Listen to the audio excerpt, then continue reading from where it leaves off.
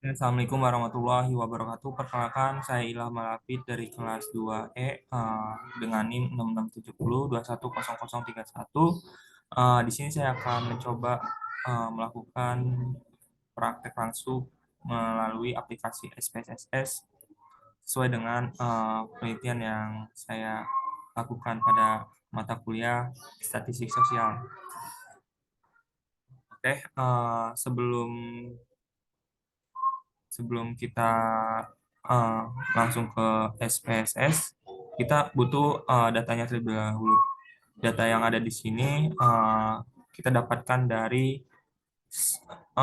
sesuai sama responden yang ada, di mana variabel X-nya itu berjumlah 5 dan variabel Y-nya itu berjumlah 7 dari 75 responden.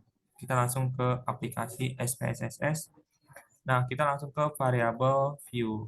Nah, dari variabel view tentunya kita harus bisa menyesuaikan sama data yang kita dapatkan. Kita ubah di sini X1, X2, X3, X4, X5, dan total underscore dari Y. Oke, kita langsung ke Y1, Y2, Y3, Y4, Y5, Y6, Y7, dan total underscore Y.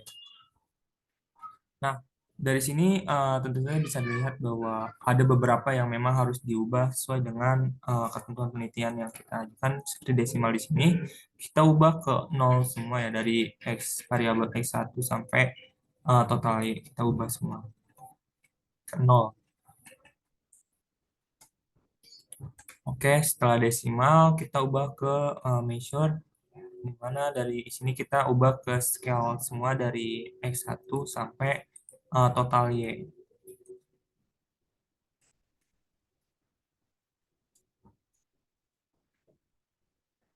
Oke, bisa dilihat setelah ini kita langsung ke data view. Nah, dari data view kita bisa langsung melakukan pengujian eh, SPSS, tapi kita pindahkan dulu data yang ada dari Excel ke SPSS. Kita salin dari X1 sampai jumlah paling akhir.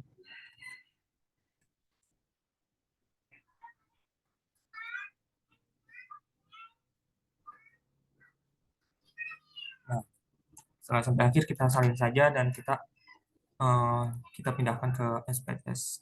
Kita tempel agak sedikit melek, tungguin. Nah, setelah bisa lihat bahwa data yang tadi di Excel kita pindahkan ke aplikasi SPSS, kita bisa cek dulu menyesuaikan yang ada. Nah, setelah sekiranya sesuai, langsung kita bisa analisis. Yang pertama itu kita analisis uji validitas. Kita buka correlate dan divide. Nah, dari di sini kita langsung pindahin ya, karena di sini ada dua variabel, kita pindahin variabel X ke kanan dan langsung saja. Nah, di sini kita bisa mendapatkan data variabel, namun kita langsung mencari validitas variabel Y-nya lagi. Nah, kita pindahkan dari variabel Y ke kanan dan X-nya kita pindahkan ke kiri. Nah, kita langsung oke. Nah, bisa dilihat ini uji validitas dari variabel X dengan Y. Jadi di sini kita bisa mendapatkan bahwa apabila nilai total X lebih besar daripada nilai R-able, maka dapat dikatakan valid. Begitupun sebaliknya. Maka di sini kan R-able-nya itu 0,191 dari jumlah yang kita dapatkan respondennya itu sejumlah 75.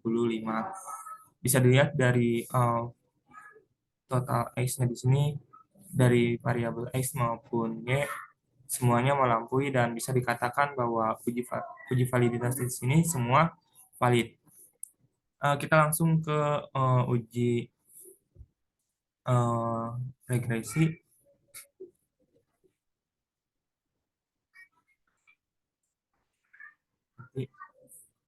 Nah, kita ke analisis, langsung ke scale. Oh, maaf, tadi uji reliabilitas maksudnya.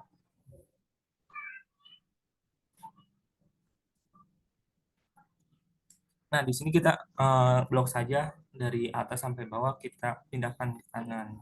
Tetapi total X dan total Y-nya di sini kita pindahkan ke kiri. Kita ubah pengaturannya dan di sini scale if time-nya kita checklist dan yang lainnya bisa didiamkan saja dan anoknya itu di non dan kita langsung continue dan di sini modelnya kita pakai alpha ya, kita langsung saja di oke. Nah, di sini bisa dilihat dari data yang kita bisa analisis dengan menggunakan aplikasi SPSS bahwa apabila combat alpha lebih besar dari 0,60 maka dapat dikatakan reliable dan sedangkan pada saat di sini kita mendapatkan combat alpha-nya itu sebesar 0,704 maka data yang ada itu reliabilitas. Oke. Kita langsung pengujian yang tiga itu ada regresi. Kita ke regression, selanjutnya itu ke linear. Nah, dari sini kita bisa melihat bahwa kita harus memindahkan antara variabel independen dan dependen, di mana total X-nya kita pindahkan ke independen dan total Y-nya kita pindahkan ke dependen. Di sini kita langsung oke saja. Nah, dapat dilihat bahwa data dalam pengujian uji regresi di sini kita mendapatkan bahwa L square 0,11 mohon maaf L square 0,119 atau 11,9%. Angka ini dapat diartikan dari penelitian kita dari variabel X dan Y memberikan pengaruh sebesar 11,9% dan sisanya yaitu 88,1% dipengaruhi oleh variabel lainnya yang tidak dimasuk ke penelitian. Nah, dari nilai koefisiennya juga yang sebesar 46,3%, yang artinya besarnya pengaruh X cukup kuat dalam mempengaruhi variabel Y, didapatkan nilai signifikan 0, di sini 0,02% lebih kecil dari 0,05%, yang artinya X mempengaruhi positif terhadap Y, maka HO ditolak dan HA diterima. Dan begitu pun sebaliknya. Mungkin ini yang bisa saya praktekkan. Apabila ada kekurangannya, mohon dimaafkan. Wabillahi taufiq wal hidayah. Wassalamualaikum warahmatullahi wabarakatuh.